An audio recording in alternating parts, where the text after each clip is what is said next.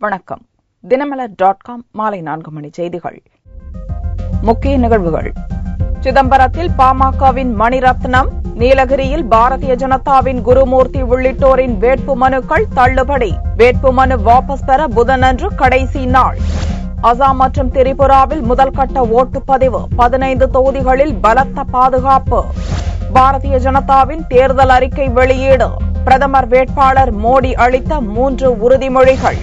விரிவான செய்திகள். தமிழகம் மற்றும் புதுச்சேரியில் உள்ள 40 லோக்சபா தொகுதிகள் மற்றும் ஆலந்தூர் சட்டசபை தொகுதியின் வேட்பாளர்களின் மனுக்கள் திங்களன்று பரிசீலிக்கப்பட்டன. இதில் சிதம்பரம் தொகுதி பாமக வேட்பாளர் மணிரத்னம், நீலகிரி தொகுதி பாரதிய ஜனதா வேட்பாளர் குருமூர்த்தி ஆகியோரின் மனுக்கள் தள்ளுபடி செய்யப்பட்டுள்ளன. கடந்த மார்ச் 29ஆம் தேதி துவங்கிய வேட்புமனு தாக்கல் ஏப்ரல் 5ஆம் தேதி நிறைவடைந்தது. தமிழகத்தில் உள்ள 39 தொகுதிகளில் 2 திருநங்கைகள், 118 பெண்கள், 1198 ஆண்கள் என்று மொத்தம் 1318 பேர் வேட்புமனு தாக்கல் செய்தனர். இவர்களது வேட்பு மனுக்கள் பரிசீலனை அனைத்து தொகுதிகளிலும் திங்களன்று காலை 11 மணிக்கு துவங்கியது. இவற்றில் நீலகிரி தொகுதி பாரதிய ஜனதா கட்சி வேட்பாளர் குருமூர்த்தி கட்சி அங்கீகார கடிதம் அளிக்காததால் அவரது மனு தள்ளுபடியானது. சிதம்பரம் தொகுதியில் பாமக வேட்பாளர் மணிரத்னத்தின் வேட்பு மனுவும் தள்ளுபடியானது. 10 பேரின் பரிந்துரை இல்லாமல் 5 பேரின் பரிந்துரை மட்டுமே இருந்ததால் வேட்பு மனு தள்ளுபடியானது. பாமக வேட்பாளர் தனக்கு பதிலாக மாற்று வேட்பாளராக மனைவி சுதாவை சுட்டிக்காட்டியிருந்தார். அதை பரிசீலித்த அதிகாரிகள் சுதாவின் மனுவை ஏற்றுக்கொண்டனர். இதேபோல் தஞ்சாவூரில் ஆம் ஆத்மி கட்சி வேட்பாளரை பரிந்துரைத்திருந்த 10 பேரும் அந்த தொகுதியின் வாக்காளர் பட்டியலில் பெயர் இல்லாததால் அவரது மனுவும் தள்ளுபடியானது. 12 வேட்புமனுக்கள் ஏற்கப்பட்டு மீதமுள்ள மனுக்கள் தள்ளுபடி செய்யப்பட்டுள்ளன. இதில் நாமினேஷன் தள்ளுபடி செய்வதற்கான முக்கிய காரணங்கள் உரிய வாக்காளர்கள் ப்ரொபோஸ் பண்ணப்படாதது, மேலும் அந்த வாக்காளர் பட்டியலில் அவர்கள் பெயர் இடம்பெறாதது மற்றும் அஃபிடவிட் உரிய படிவத்தில் வழங்காதது, அதற்கான வாய்ப்பு வழங்கியும் அந்த வாய்ப்பை பயன்படுத்தியும் ஃப்ரெஷ் அஃபிடவிட் தாக்கல் செய்யாதது, இது போன்ற காரணங்களால் வேட்புமனுக்கள் நிராகரிக்கப்பட்டிருக்கின்றன. இதையடுத்து வேட்பாளர்கள் தங்களது மனுக்களை வரும் 9ஆம் தேதி புதன்கிழமை மாலை 3 மணிக்குள் வாபஸ் பெற்றுக் கொள்ள அனுமதிக்கப்பட்டுள்ளது. இதையடுத்து அன்றைய தினம் வேட்பாளர் பட்டியல் வெளியிடப்படும் என்று அறிவிக்கப்பட்டுள்ளது. பார்லிமென்டின் முதல் கட்ட தேர்தல் அசாம் மற்றும் திரிபுரா மாநிலங்களில் உள்ள 15 தொகுதிகளில் பலத்த பாதுகாப்புடன் நடந்தது. உலகின் மிகப்பெரிய ஜனநாயக நாடாக கருதப்படும் இந்தியாவில் 9 கட்டங்களாக லோக்சபா தேர்தல் அறிவிக்கப்பட்டுள்ளது. முதல் கட்ட தேர்தல் திங்களன்று அசாம் மற்றும் திரிபுரா மாநிலங்களில் நடந்தது. 14 லோக்சபா தொகுதிகளை கொண்ட அசாமில் தேஜ்பூர், கலியாபோர், ஜோர்ஹத், திப்ருகர், லக்கிம்பூர் ஆகிய 5 தொகுதிகளில் திங்களன்று ஓட்டுப்பதிவு நடந்தது. 64,41,634 வாக்காளர்கள் ஓட்டு போடுவதற்காக 8,588 ஓட்டுச்சாவடிகள் அமைக்கப்பட்டிருந்தன. காலை 7 மணி முதல் வாக்காளர்கள் நீண்ட வரிசையில் நின்று ஆர்வத்துடன் ஓட்டு போட்டனர். மனைவி டோலியுடன் வந்து ஜோர்ஹாத் பகுதியில் ஓட்டு போட்ட முதல்வர் தருண் கோகாய் அசாமில் மோடி அலை இல்லை என்றும் காங்கிரஸ் அலையே வீசுவதாகவும் கூறினார். My performance in many respects is much better compared to the Gujarat. தருணின் மகனும் கலியாபோர் தொகுதி காங்கிரஸ் வேட்பாளருமான கௌரவ் கோகாய் ஜோர்ஹாத்தில் ஓட்டளித்தார். 2 தொகுதிகளை கொண்ட திரிபுராவில் மேற்கு திரிபுரா தொகுதிக்கு மட்டும் திங்களன்று வாக்குப்பதிவு நடந்தது. 12,46,794 வாக்காளர்கள் ஓட்டு போடுவதற்காக 1,605 ஓட்டுச்சாவடிகள் அமைக்கப்பட்டிருந்தன. 1996ஆம் ஆண்டிலிருந்து மார்க்சிஸ்ட் கம்யூனிஸ்ட் வசமிருக்கும் மேற்கு திரிபுரா தொகுதியில் இம்முறை மார்க்சிஸ்ட், காங்கிரஸ், பாரதிய ஜனதா, திரிணாமுல் கட்சி என 4 முனை போட்டி நிலவுகிறது. பாரதிய ஜனதா வெளியிட்டுள்ள தேர்தல் அறிக்கையில் ஊழல் ஒழிப்பு, மக்கள் மற்றும் நாட்டின் பொருளாதாரத்தை மேம்படுத்துவது உள்ளிட்ட பல்வேறு அம்சங்கள் இடம்பெற்றுள்ளன. டெல்லியில் பாரதிய ஜனதா கட்சி தலைமையகத்தில் நடந்த தேர்தல் அறிக்கை வெளியீட்டு விழாவில் மூத்த தலைவர் அத்வானி, பிரதமர் வேட்பாளர் நரேந்திர மோடி, கட்சித் தலைவர் ராஜ்நாத் சிங் மற்றும் முரளி மனோகர் ஜோஷி, சுஷ்மா ஸ்வராஜ் உள்ளிட்டோர் கலந்து கொண்டனர். ஊழலை ஒழித்து நல்ல ஆட்சி முறையை தருவது, விலைவாசியை கட்டுப்படுத்தி நாட்டின் பொருளாதாரத்தை மீட்சியடைய செய்வது, புதிய வேலை வாய்ப்புகளை உருவாக்குவது என்பன போன்ற முக்கிய வாக்குறுதிகள் பாரதிய ஜனதா தேர்தல் அறிக்கையில் இடம்பெற்றுள்ளன. வெளிநாடுகளில் பதுக்கப்பட்டிருக்கும் கருப்பு பணத்தை மீட்கும் பணிகளை துவங்குவதற்கு முன்னுரிமை அளிப்பதெனவும் தேர்தல் அறிக்கையில் கூறப்பட்டுள்ளது. முதலீடு மற்றும் வேலை வாய்ப்புகளை பெருக்கும் வகையில் தேவைப்படும் துறைகளில் அந்நிய முதலீட்டை அனுமதிப்பது என்றும் சில்லறை வணிகத்தில் அந்நிய முதலீட்டை தடை செய்வது என்றும் தேர்தல் அறிக்கையில் உறுதியளிக்கப்பட்டுள்ளது. நாட்டிலுள்ள எல்லா கிராமங்களுக்கும் விவசாய நிலங்களுக்கும் தண்ணீர் வசதி ஏற்படுத்தி தருவதற்கு முன்னுரிமை அளிக்கப்படும் என்றும் தேர்தல் அறிக்கையில் உறுதி கூறப்பட்டுள்ளது. அரசியலமைப்பு சட்டத்துக்குட்பட்டு அயோத்தியில் ராமர் கோவில் கட்ட முயற்சிப்பது, நாட்டு மக்கள் அனைவருக்கும் பொதுவான சட்டத்தை அமல்படுத்துவது, ஜம்மு காஷ்மீருக்கு சிறப்பு அந்தஸ்து வழங்கும் 370வது சட்டப்பிரிவை ரத்து செய்வது போன்ற சர்ச்சைக்குரிய உறுதிமொழிகளும் பாரதிய ஜனதா தேர்தல் அறிக்கையில் இடம்பெற்றுள்ளன. அந்நிய முதலீட்டாளர்களை கவரும் வகையில் வரி பயங்கரவாதத்துக்கு முடிவு கட்டி வரி கட்டமைப்பில் சீர்திருத்தம் மேற்கொள்வதெனவும் உறுதியளிக்கப்பட்டுள்ளது. அத்தியாவசிய பொருட்களை பதுக்குதல், கள்ளச்சந்தை போன்றவற்றை ஒழிப்பதற்காக சிறப்பு நீதிமன்றங்கள் உருவாக்குவது, அனைத்து மாநிலங்களிலும் எய்ம்ஸ் மருத்துவக் கல்லூரி மருத்துவமனைகள் உள்ளிட்ட அம்சங்களுடன் புதிய தேசிய சுகாதார கொள்கை என்பன போன்ற உறுதிமொழிகளையும் பாரதிய ஜனதா அளித்துள்ளது. வெளிநாடுகளிலிருந்து கச்சா எண்ணெய் இறக்குமதியை குறைக்கும் வகையில் எண்ணெய் மற்றும் எரிவாயு உற்பத்தியை உள்நாட்டிலேயே அதிகரிக்க செய்ய நடவடிக்கைகள் எடுப்பது, அதிவேக ரயில் சேவை கட்டமைப்பு, அழுகும் விவசாய பொருட்களை கொண்டு செல்ல வசதியாக சிறப்பு ரயில் வசதி ஏற்படுத்துவது போன்ற அம்சங்களும் பாரதிய ஜனதா தேர்தல் அறிக்கையில் இடம்பெற்றுள்ளன. தேர்தல் அறிக்கை என்பது ஒரு சம்பிரதாயம் இல்லை, அது கட்சியின் லட்சியம் என்று பாரதிய ஜனதா பிரதமர் வேட்பாளர் மோடி கூறினார். பாரதிய ஜனதாவின் தேர்தல் அறிக்கை சம்பிரதாயத்துக்காக வெளியிடப்படவில்லை என்றும் மாறாக தங்களது இலக்கு மற்றும் லட்சியத்தையும் பாரதிய ஜனதா கூட்டணி அரசு செல்லும் வழித்தடத்தை உறுதிப்படுத்தும் விதமாகவும் தேர்தல் அறிக்கை வெளியிடப்பட்டுள்ளதாக மோடி கூறினார். ये मैनिफेस्टो न ही एक चुनावी रिचुअल है और न ही यह कागजी दस्तावेज है. यह हमारी दिशा है, यह हमारा लक्ष्य है, यह हमारी प्रतिबद्धता है. अगर दो शब्दों में मुझे कहना है तो मैं कहूंगा, दो मूल बातों को लेकर के हम आगे बढ़ रहे हैं. एक गुड गवर्नेंस, दूसरा डेवलपमेंट. உலக நாடுகள் மதிக்கும் விதமாக வலிமையான இந்தியாவை உருவாக்குவதே பாரதிய ஜனதாவின் இலக்கு என்று கூறிய மோடி, பாரதிய ஜனதாவின் தேர்தல் அறிக்கையை சுருக்கமாக நல்லாட்சி, வளர்ச்சி என 2 வார்த்தைகளில் கூறலாம் என்றார். தமிழகத்தின் வளர்ச்சியில் மத்திய அரசின் பங்குதான் அதிக அளவில் உள்ளது என்று ஜி.கே. வாசன் தெரிவித்துள்ளார்.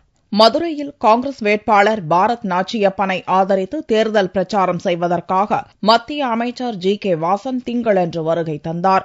அப்போது செய்தியாளர்களை சந்தித்த வாசன், இரவு நேரங்களில் வீடு வீடாக சென்று தேர்தல் பிரச்சாரம் செய்யும் கட்சிகளை தேர்தல் ஆணையம் கண்காணிக்க வேண்டும் என்றார். கல்வி, தொழில், சுகாதாரத்தில் தமிழகம் முன்னேறி இருப்பதற்கு மத்திய அரசின் பங்கு கணிசமாக உள்ளது என்றும் மத்திய அரசை சிலர் குறை கூறுவதை மக்கள் ஏற்க மாட்டார்கள் என்றும் வாசன் கூறினார். இரவு நேரங்களில் வீடு வீடாக சென்று ஓட்டு கேட்பது என்பது பொதுமக்களுக்கு இடையூறாக இருக்கும். அது ஒரு தவறான அணுகுமுறையாக தெரிகிறது.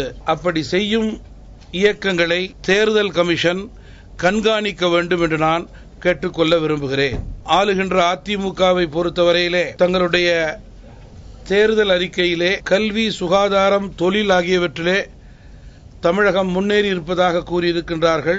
இதுபோன்ற முக்கிய அனைத்து துறைகளிலும் மத்திய அரசினுடைய பங்கு என்பது கணிசமாக இருக்கிறது என்பதை நான் சுட்டிக்காட்ட விரும்புகிறேன். வாஜ்பாய் ஆட்சி காலத்தை விட கடந்த 10 ஆண்டுகால காங்கிரஸ் ஆட்சியில் மிகப்பெரிய திட்டங்கள் நிறைவேற்றப்பட்டுள்ளதாகவும் வாசன் தெரிவித்தார். ஊழல்வாதிகளை லோக்சபாவுக்கு அனுப்பினால் பார்லிமென்ட் கட்டடம் காணாமல் போகும் என்று கருணாநிதி தெரிவித்துள்ளார். திமுக தலைவர் கருணாநிதி, நீலகிரி வேட்பாளர் ஆர். ராஜா, கோவை கணேஷ்குமார், பொள்ளாச்சி பழனிசாமி, திருப்பூர் செந்தில்நாதன் மற்றும் ஈரோடு வேட்பாளர் பவித்ரவள்ளியை ஆதரித்து திருப்பூர் மற்றும் ஈரோட்டில் தேர்தல் பிரச்சாரம் மேற்கொண்டார். ஈரோட்டில் ஞாயிறன்று இரவு பொதுக்கூட்டத்தில் பேசிய கருணாநிதி, முதல்வர் ஜெயலலிதாவின் சொத்து விவரங்களை வெளியிட்டார். 5107 கோடி ரூபாய். இதெல்லாம் நான் சொல்வதல்ல, நாங்கள் எழுதி படிப்பதல்ல, இதெல்லாம் பல வாயிலாக வாங்கி நடைபெற்றுக் கொண்டிருக்கிறதே. அந்த சொத்து குவிப்பு வழக்கில் வெளிவந்த ரகசியங்கள். இப்படிப்பட்டவர்கள் லோக்சபாவுக்கு தேர்ந்தெடுக்கப்பட்டால் பார்லிமெண்ட் கட்டடமே காணாமல் போய்விடும் என்று அவர் பேசினார். இப்படிப்பட்ட ஏழை எளியவர்கள், இல்லாதவர்கள், பொல்லாதவர்கள் இந்த தேர்தலிலே இருக்க ஓட்டு போட்டு பாராளுமன்றத்துக்கு அனுப்பி வைத்தால் நான் சொல்லுகின்றேன், பாராளுமன்ற கட்டிடமே காணாமல் போனால் அதற்கு நாங்கள் ஜவாப்தாரி அல்ல. இக்கூட்டத்தில் கருணாநிதியின் துணைவி ராஜாத்தி, முன்னாள் அமைச்சர்கள் துரைமுருகன், சுப்புலட்சுமி ஜெகதீசன், முத்துச்சாமி, பெரியசாமி மற்றும் கூட்டணி கட்சியினர் கலந்து கொண்டனர்.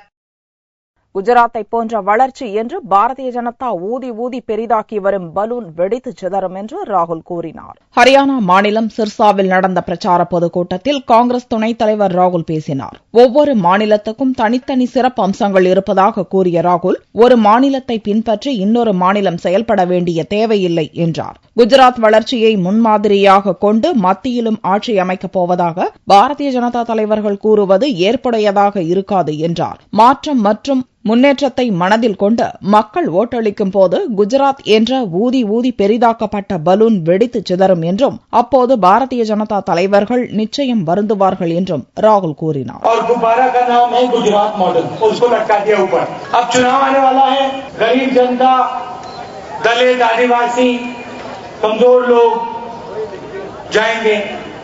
मजदूर जाएगा और अप्रैल में बटन दबाएगा और ये जो उनका पूरा मार्केटिंग का पैसा है, पूरा जो गैस भर रखा है इसमें, चुनाव के बाद ये धाम से बढ़ेगा ऊपर और फिर इनके नेता आसमान में देखेंगे और अपने आप से पूछेंगे, भैया ये हमने क्या कितना पैसा जाया क्यों किया, इस गुब्बारे को हमने इतना ऊंचा उछाला, गैस से भरा और सिर्फ हमें एक आवाज सुनाई दी, धड़ाक.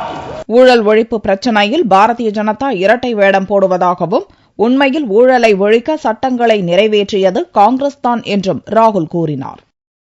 தங்களை ஓட்டு வங்கியாக காங்கிரஸ் கட்சி பயன்படுத்துவதை முஸ்லிம்கள் புரிந்து கொள்ள வேண்டும் என பாரதிய ஜனதா கட்சித் தலைவர் ராஜ்நாத் சிங் கூறினார். உத்தரப்பிரதேச மாநிலம் புலந்த்ஷார் பகுதியில் நடந்த பாரதிய ஜனதா பிரச்சார பொதுக்கூட்டத்தில் கட்சித் தலைவர் ராஜ்நாத் சிங் பேசினார். அதன் பிறகு செய்தியாளர்களிடம் அவர் கூறுகையில், காங்கிரஸ் தலைவர் சோனியாவும் டெல்லி இமாம் புகாரியும் சந்தித்து பேசியதில் எந்த ஆட்சேபனையும் இல்லை என்றும், அதே நேரத்தில் சாதி மதத்தின் அடிப்படையில் பிரிவினை அரசியலை யாரும் நடத்தக்கூடாது என்றும் கூறினார்.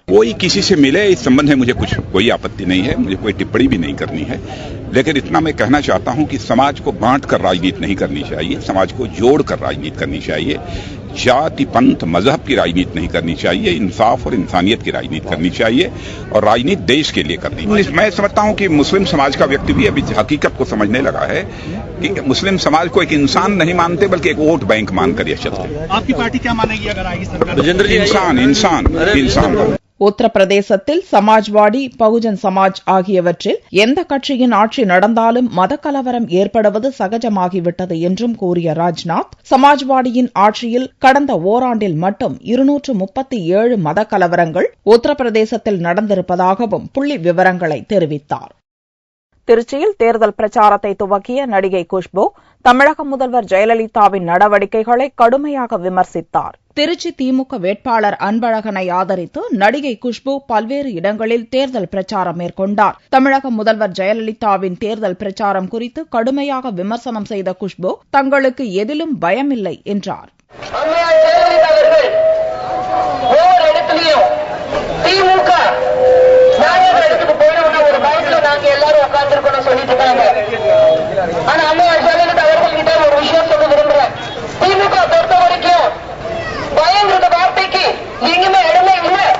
முதன்முறையாக திருச்சியில் பிரச்சாரத்தை துவக்கியுள்ள குஷ்பு, உணர்ச்சி வசப்பட்டு விவசாய கடன் தள்ளுபடி குறித்து தவறான தகவலை தந்தார்.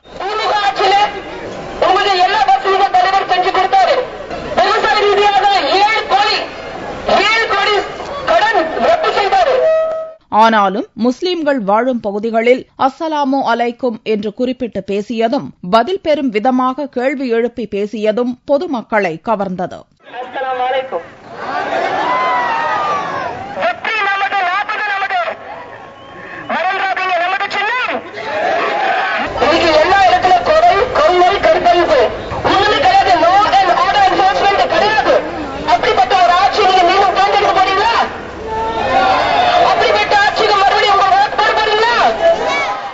தேசிய அளவில் 7000 கோடி ரூபாயும் தமிழகத்தில் 1300 கோடி ரூபாயும் விவசாய கடன் தள்ளுபடி செய்யப்பட்டது குறிப்பிடத்தக்கது. தங்கத்தின் விலையில் திங்கட்கிழமையன்று மாற்றமில்லை. ஒரு சவரன் தங்கம் 21,904 ரூபாய்க்கு விற்பனையானது. 1 கிராம் ஆபரண தங்கம் 2738 ரூபாயாக இருந்தது. வெள்ளி 1 கிராமுக்கு 30 காசுகள் குறைந்து 46 ரூபாய்க்கு விற்பனையானது. பார்வெள்ளியின் விலை 42,970 ரூபாயாக இருந்தது. தேனி மாவட்டத்தில் இருவேறு சமூகத்தைச் சேர்ந்த காதலர்கள் ஊரை விட்டு ஓடியதால் சாலை மறியல் தீ வைப்பு என்று பதட்டம் ஏற்பட்டதால் போலீசார் நிறுத்தப்பட்டுள்ளனர். தேனி மாவட்டம் பெரியகுளம் அருகே மேல்மங்கலம் கிராமத்தில் வெவ்வேறு சமூகத்தைச் சேர்ந்த சுரேஷ் மற்றும் முத்துலட்சுமி ஆகிய இருவரும் காதலித்தனர். பெற்றோரின் எதிர்ப்பை மீறி இருவரும் ஊரை விட்டு ஓடியதால் பெண் வீட்டார் சுரேஷ் வசிக்கும் கிராமத்திற்கு வந்து முத்துலட்சுமியை ஒப்படைக்க கேட்டுள்ளனர். ஆனால் அவர்கள் சென்ற இடம் தெரியவில்லை என்று கூறவே இரு தரப்பினரிடையே மோதல் ஏற்பட்டுள்ளது. ஒரு தரப்பினர் அங்கிருந்தவர்களை தாக்கி குடிசைகளுக்கு தீ வைத்து சாலை மறியலிலும் ஈடுபட்டனர். 10க்கும் மேற்பட்ட குடிசைகள் தீக்கிரையாயின. இதை அறிந்து தேனி மாவட்ட எஸ்பி மகேஷ் தலைமையில் ஏராளமான போலீசார் சம்பவ இடத்திற்கு விரைந்து வந்தனர். சாலை மறியலில் ஈடுபட்டவர்களை கலைந்து போக செய்ததுடன் சிலரை கைது செய்தனர். மேலும் மேலமங்கலம் கிராமத்தில் பதட்டத்தை தணிக்க ஏராளமான போலீசார் பாதுகாப்பு பணியில் ஈடுபட்டுள்ளனர். மீண்டும் செய்திகள் இந்திய நேரப்படி இரவு 8 மணிக்கு. வணக்கம்.